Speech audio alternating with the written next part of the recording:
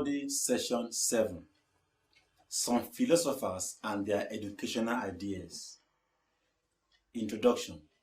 This study session will expose you to the educational ideas of some philosophers, specifically Plato and John Dewey.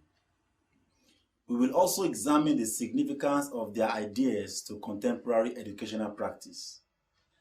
Learning outcomes. When you have studied this session, you should be able to present the relevance of Plato's idea to modern education in Nigeria.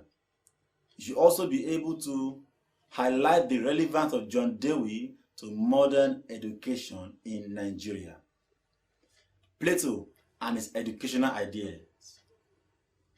Plato, 426 to 349 BC, was born in Athens, a city-state in Old Greece. He was of noble birth.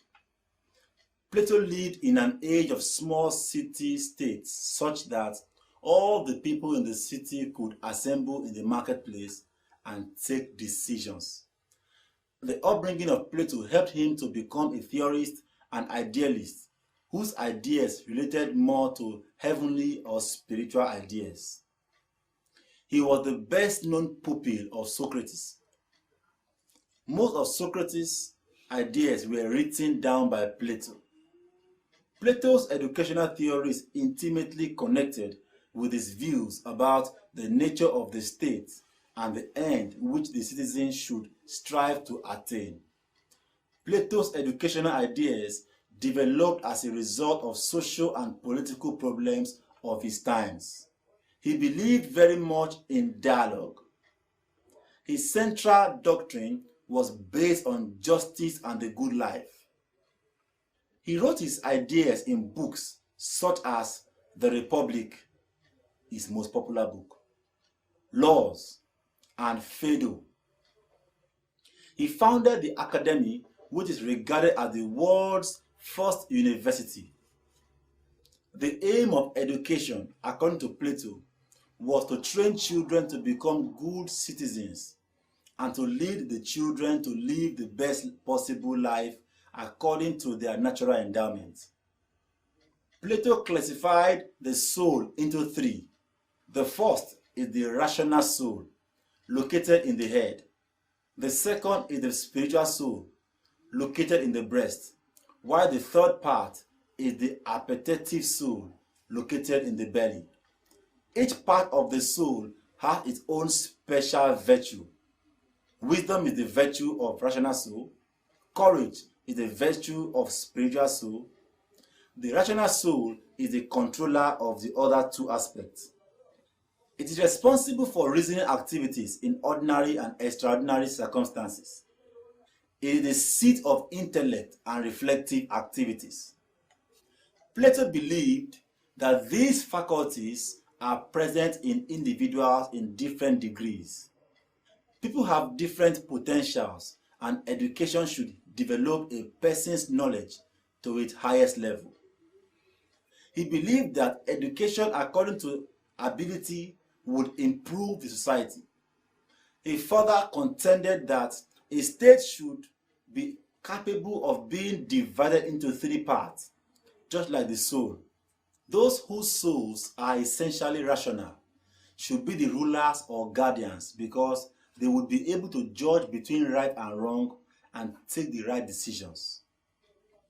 These people Plato called the philosopher kings. Those whose souls are essentially spiritual would operate well as soldiers, while those with appetitive soul would be good as workers, carrying out orders and working under supervision. According to Plato, the state should be responsible for the complete education and the development of the child. He was the first to divide education into the formal levels and to assign to them appropriate ages and curriculum, just like we now have. Plato recommended three stages of education. These are the primary, the secondary, and higher education. The primary education starts from 7 years of age to 18. Those who qualified at this level would proceed to receive the secondary education, which was essential military. The higher education lasted for 30 years. The curriculum was broad-based. Plato made equal provision for men and women in his educational plan. John Dewey and his educational ideas. Here, we shall attempt to discuss the educational ideas of John Dewey, 1859 to 1952, an American thinker and educationist, and the relevance of these ideas to modern education in Nigeria. John Dewey was an American philosopher who belonged to the school of philosophy called pragmatism. He had so great influence in education that he is known more as a philosopher of education than a pure philosopher. Dewey believed in learning by practice. He was a practical teacher whose philosophy was based on practical experiences of life. There are different facts that influenced John Dewey's views. First was the biological theory of evolution by Charles Darwin that portrayed man as evolving gradually by natural developmental processes, from the simplest cell to the very complex structure. The theory assumes that man, through his intelligence, will continue to devise ways and means of improving his ability of survival.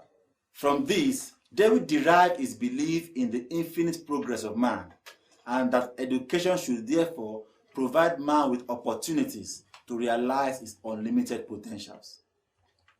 Second was the development of empirical psychology and its application to education. He used the empirical findings in psychology of learning and of child development to improve on the child-centered concept of education, which had been developed by Russell, Pestalozzi, and Froebel. The third is the socio-political situation of America at the time of Dewey, that is, expansion in industry and commerce, rapid innovation in technology, and so on, influenced Dewey's view. Dewey made growth and development of intelligence the most important aims of education. Since knowledge comes through the process of experience by intelligence using the problem-solving method, the aim of education is therefore the development of the learner's ability to solve problems. Education to Dewey is the process of developing the habit of problem solving, and there is no limit to the development of this ability. Thus, education is also seen by Dewey as growth, that is, mental growth or the application of intelligence. Dewey felt that education should be a progressive force in the society. For Dewey, both practice and knowledge of facts are very important and they are complementary. Since the need to use technology to improve society and to develop habits of self-reliance is reflected in our present system of education, some of Dewey's pragmatic ideas are needed to achieve these ambitions. Study session summary. In this study session, we explore the educational ideas of Plato and John Dewey. Specifically, we kept focus on the philosophical implications of their ideas to education. End of study session 7. Thank you for listening.